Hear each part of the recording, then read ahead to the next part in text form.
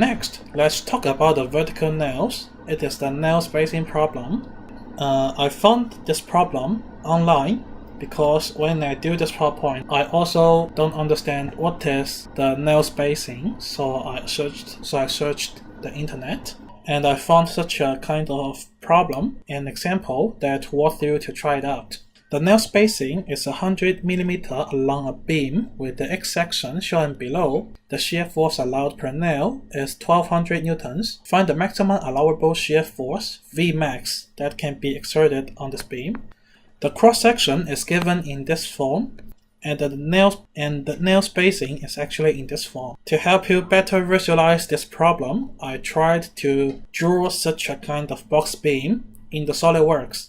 This beam has a width of 260 millimeters, and for the upper flange and the lower flange, the thickness is 25 millimeters.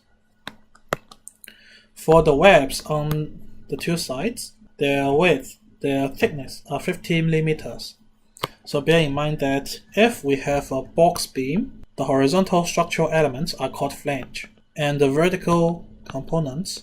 So in the rest of the tutorial, I will just follow this nomenclature, the flange and the web, to tell you about the concepts. So bear in mind with that. Still, the nail spacing is actually, in general, not shown to you because the engineers, the booksellers, suppose you know what is the meaning of nail spacing, but for us, quite a lot of you may not really know what is the nail spacing. So we know that the beam is actually a very long item.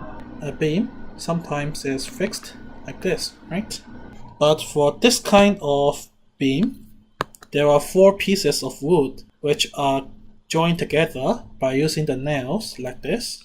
Otherwise, it is impossible to make this beam stable. You must use the nail to keep it, right? But it is impossible that you put the nail everywhere along the length, like this, this.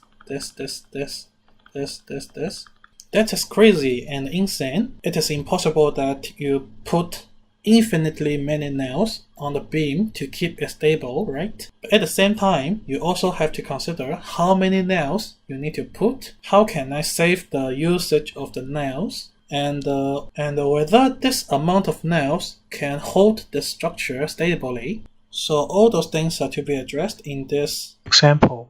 Since we are going to find the maximum allowable shear force, first we compute the sectional properties. The second moment of inertia I about the z-axis is given by the outer rectangular region minus the inner rectangular region. For the outer rectangular region, it has a width of 260 and a height of 310. Then, the moment of inertia of the outer part is given by 1/12 of 260, 310 to the power 3. For the inner rectangle, it has a width of 160 and a height of 260. Therefore, the moment of inertia of the inner rectangle is given by 160 times 260 to the power 3 divided by 12. After you're doing a series of computation as well as converting the unit mm4 to the meter to the power 4, then you will get the second moment of inertia I of this cross-section with respect to the z-axis or the horizontal axis, which is 4.11125 times 10 to the power minus 4 meter to the power 4. Then we need to compute the first moment of inertia above the level of the nailed boundary. So remember, we nailed this beam because we want to fix those two pieces together, right? So the major source of shear force exerting on the nail will be the boundary, because for the nail section inside the material, the shear force is evenly distributed, or in the tutorial 1 we also talked about the bearing stress. So it is not that large, but for the shear stress, for the shear force acting on this nail on the boundary, it could be large and it will cause the damage to the nail. Therefore, we need to take the consideration of, and we are interested to the first moment of inertia of the region above this boundary. For the region above the nailed boundary, the area is given by 25 times 260, while the distance from the neutral axis to the axis of symmetry of this area, of this region, is given by 130 plus 1/2 of 25, which is 12.5. So it is like this. The first moment of inertia of the region above the nailed boundary is given by 9.2625 times 10 to the power minus 4 meter cubed. Here, let's introduce a concept of the horizontal shear force as well as the nail spacing. The shear stress in the horizontal direction is the major concern of this problem instead of the vertical one, okay? The shear flow formed by the horizontal shear stress at the same level of y is given by Q equals to VQ divided by I. You can see that tau equals to VQ divided by IW and Q equals to VQ divided by I, which means Q equals to tau times W. And if we further our dimensional analysis, tau is in the unit of Newton per millimeter squared, maybe, okay, and the width has a unit of millimeter, which means the unit of Q will become Newton per millimeter. So this is the concept of shear flow, and we also introduced it in the previous tutorial, so you can refer to section 3.4 for more information.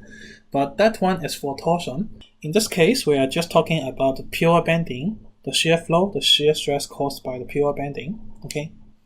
On the same level of the nailing boundary, the shear flow is given by VQ divided by I. That is, the shear flow is really like a flow that is flowing in this direction and trying to give a shear force to the nail.